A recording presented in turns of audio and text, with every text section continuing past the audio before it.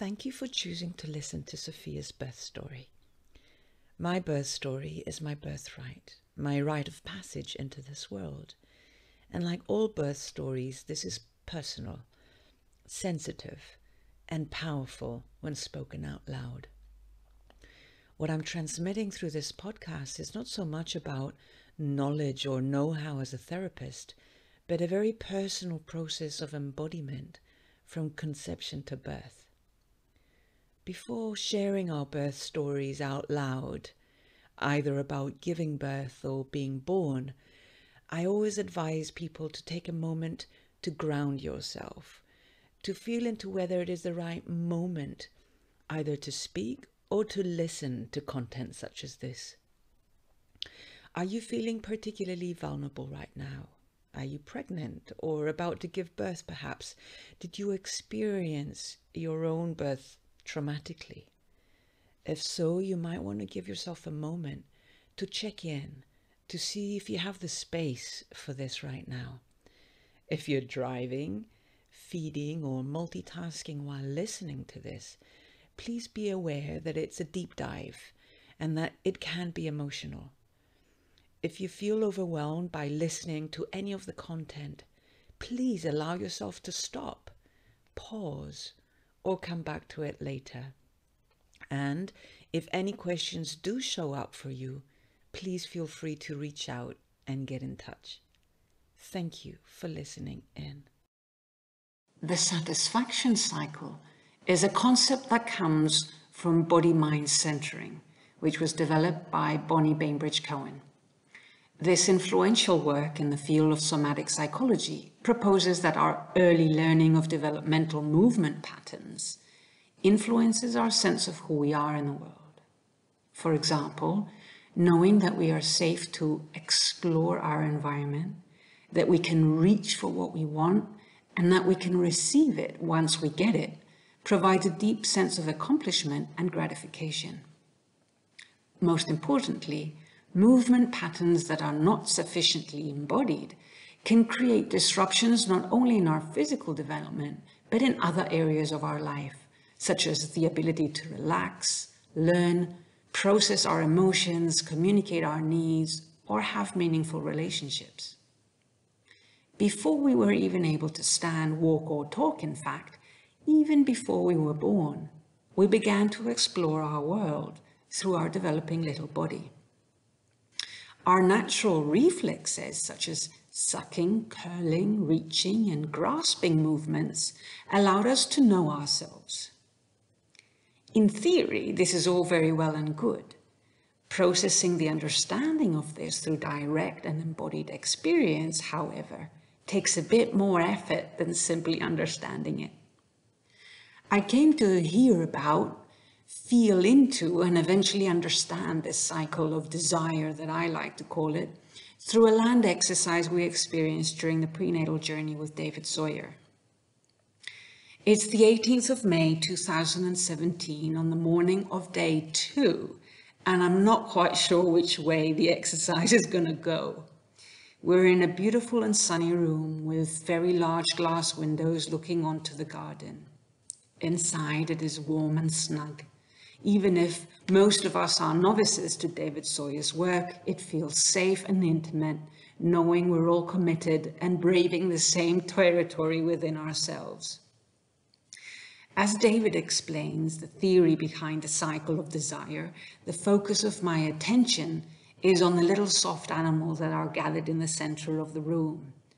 A purple Teletubby, a cushy dolphin, a funny octopus, a green lizard, a yellow starfish.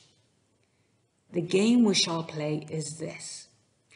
While simulating tube-like creatures on the sea floor with big openings for mouths, which is actually a stage in our fetal development, we are encouraged to notice which of the little toys now laid out across the middle of the room we feel a desire for. Child's play, right? While everyone else appears to be slowly wriggling themselves across the room towards the item of their desire, I'm unable to even focus on what it is I want. My vision is sort of attracted by something yellow, but I have no clear vision of it, and my attention is drawn elsewhere. There's a heavy feeling in my chest, and I'm not quite sure where it's coming from. I can't really move my body, just my head, and I start to look around to see what else is going on around me. Am I stuck, broken, or limited in some way? That's when I notice him behind me, lying limp and motionless in the corner. My heartbeat immediately starts to race. I'm almost in a panic. I've got to save him or encourage him to move. Otherwise, there will be no resources left for us. I'm torn between saving him and surviving myself as I notice the last fish in the center remained. I no longer care what I want. This is simply a matter of survival. Anything will be enough, and I'm more than grateful. As the urgency of my predicament intensifies, within minutes it dawns on me that he is not going to make it. He can't, in fact, make it. He has not developed the capacity to suck. He will not be able to reach nor feed himself from the resources available. Resigned to the situation, I dragged myself crying towards the yellow fish which still remained in the middle, as if it was my due in life still waiting for me. It is that which I now desperately need to stay alive.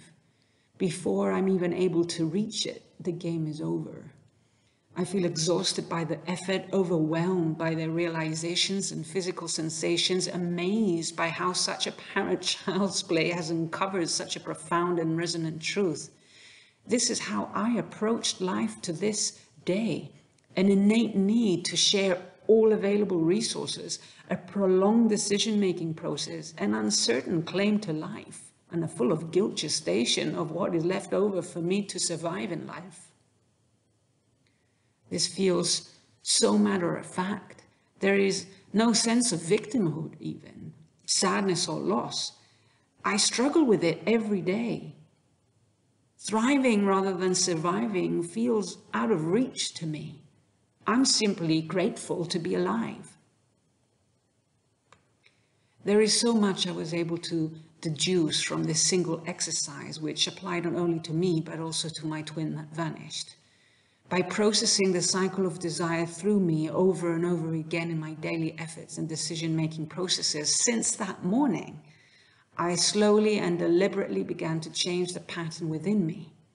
And in doing so, I began to embody and eventually model a healthier cycle of desire when holding space for developing babies in baby swimming classes, for example.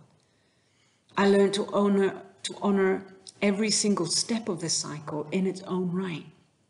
I gave space and time in between the reaching, the grasping, and the pulling.